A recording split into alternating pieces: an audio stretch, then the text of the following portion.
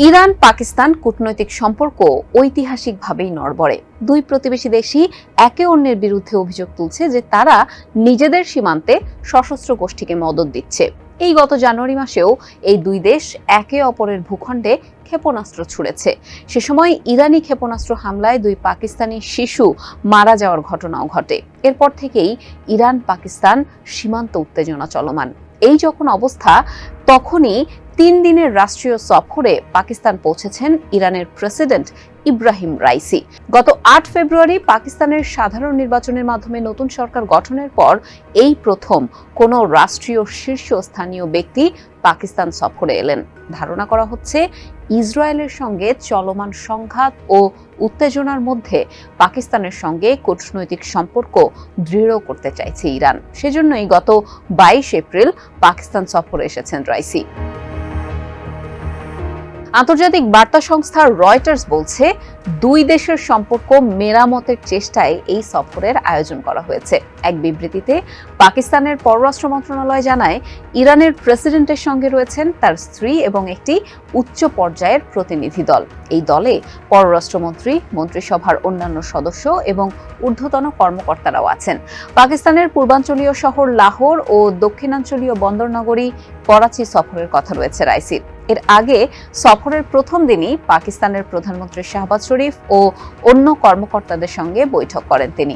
পাকিস্তানের সেনাপ্রধান জেনারেল অসীম মুনিরের সঙ্গেও সাক্ষাৎ করার কথা রয়েছে রাইসির। এই সফরের বিষয়ে ইরান একটি বিবৃতিতে বলেছে, পররাষ্ট্র নীতির সঙ্গে সামঞ্জস্য রেখেই ইরান পাকিস্তানের সঙ্গে সম্পর্ক উন্নয়নে আগ্রহী এবং এই সফরে অর্থনৈতিক ও বাণিজ্যিক সমস্যা, জ্বালানি এবং সীমান্ত সমস্যা সহ বিভিন্ন বিষয়ে পাকিস্তান সরকারের সঙ্গে আলোচনা করা হবে।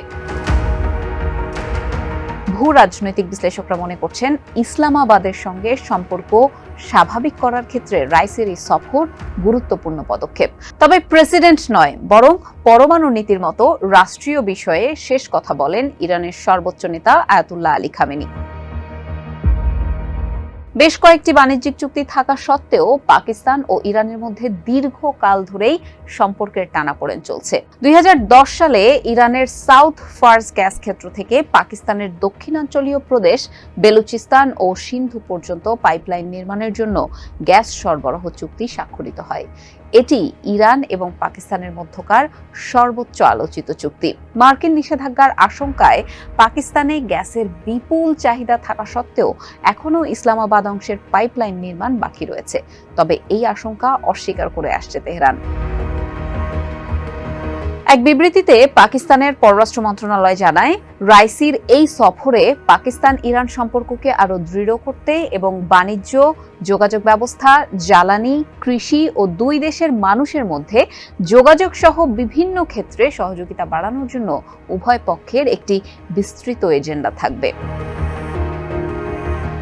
পাকিস্তানের পররাষ্ট্র নীতি নির্ধারকরা মনে করছেন, ইরানের সঙ্গে সম্পর্ক উন্নয়ন করা পাকিস্তানের জন্য বেশ গুরুত্বপূর্ণ। পাকিস্তানি কূটনীতিক মালিহা লোবি আল জাজিরাকে বলেন, পাকিস্তানের সঙ্গে ভারত এমনকি আফগানিস্তানেরও সীমান্ত নিয়ে জটিলতা রয়েছে। তাই ইরানের সঙ্গে একটি স্বাভাবিক স্থিতিশীল সম্পর্ক রাখা পাকিস্তানের জন্য অত্যন্ত গুরুত্বপূর্ণ ছিল এবং তা এখনো রয়েছে।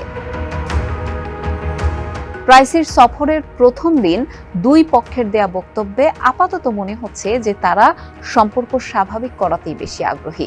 পাকিস্তানের নয়া প্রধানমন্ত্রী শাহবাজ শরীফের সঙ্গে বৈঠকের পর এক যৌথ সংবাদ সম্মেলনে রাইসি বলেন, আমরা দুই দেশের শীর্ষ পর্যায়ে সম্পর্ক জোরদার করতে প্রতিশ্রুতিবদ্ধ।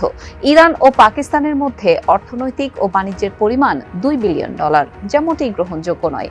আমরা আমাদের দুই দেশের মধ্যে বাণিজ্যের পরিমাণ $10 বিলিয়ন উন্নীত করার সিদ্ধান্ত নিয়েছি। এই সময় রাইসি তাকে উষ্ণ অভ্যর্থনা জানানোয় পাকিস্তান সরকার ও প্রধানমন্ত্রী শাহবাজকে ধন্যবাদ জানান।